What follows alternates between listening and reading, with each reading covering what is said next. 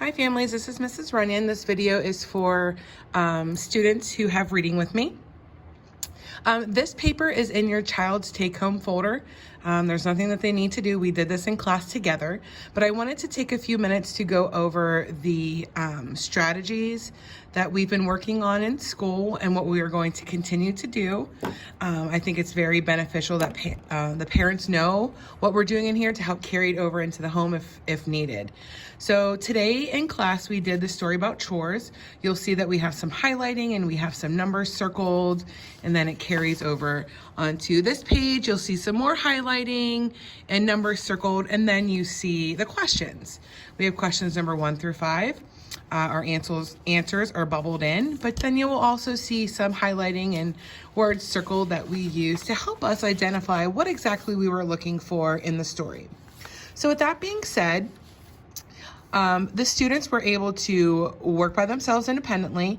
They could work with a partner or no more than 3 in their group. Once we were finished with that worksheet, they were given Family Farm. And one of the strategies that I like to do with the kids is have them read the first question first.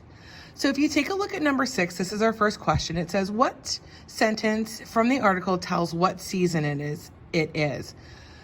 So I highlighted the word season because that's my key word. I need to go back into the story, or when I start to read, I need to figure out what season it is: summer, winter, fall, or spring. Okay? So my choices are, it's early in the morning, Emily Parker is dressed, now it's time to go to the barn, or she steps out into the cold winter air. Now, some students are able to identify that we know that the answer is D. So some students are able to go ahead and bubble in letter D because we know that winter is a season. However, I'm trying to teach the students to go back into the story and find it. Prove to me, where's that text evidence? So if we go back into our story and we start to begin to read, it says, it is dark outside. It is early in the morning. Emily Parker is dressed.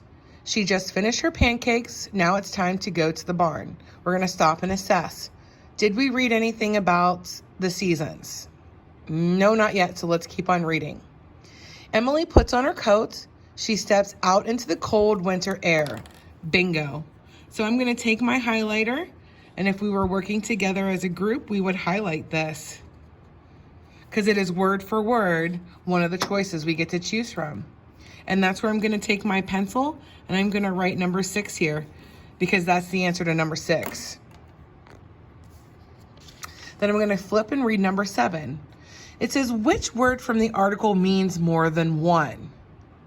Now, I talked to the students today when we were doing our other worksheet. Sometimes we're going to come across a question that has nothing to do with the story.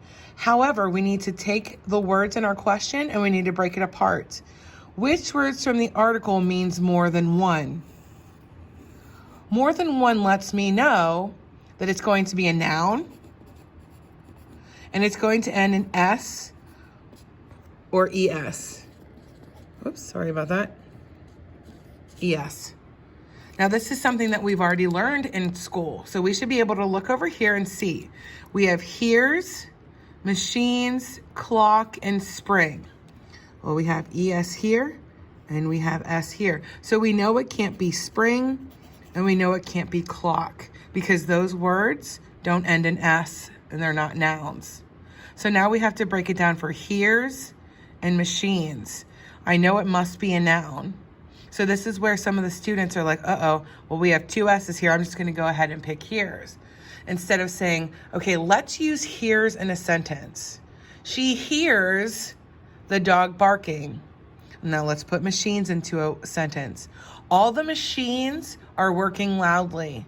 Our machines is our noun, so we're going to go ahead and bubble in B for machines.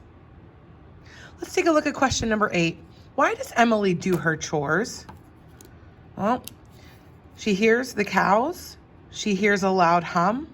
Mom and Dad need her help. Or Dad does chores when he was a boy. So now we need to figure out why Emily does her chores. So I'm going to go back to the story and I'm going to pick up where I left off. Emily hears the cows. She hears a loud hum. Her dad has started the milking machines. It is time to work. Lots of cows need milking. Mom and Dad need Emily's help. Milking cows is one of her chores. Mom and Dad need Emily's help. So if I were to flip back to number 8, Mom and Dad need her help, which would be letter C. And students can take their pencil and bubble in letter C. And then they can also mark where we highlighted, since this is question number 8, where the answer to number 8 was found in the story. Question number 9, which sentence from the article tells why Emily runs out of the house? Was it A, Emily talks with her mom and dad? It was hard digging up carrots, Emily said.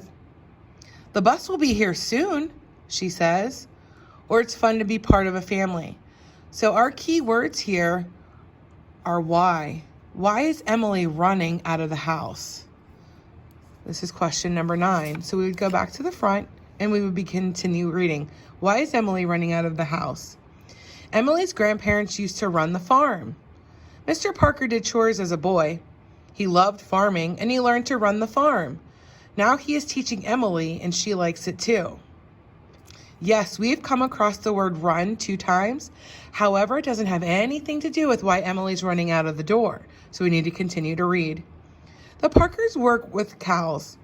They move them to the machines. Emily talks with her mom and dad. Will you plant carrots this spring? Asks Emily. No, says Dad. They did not grow well. I will plant beans. It was hard digging up carrots, Emily says.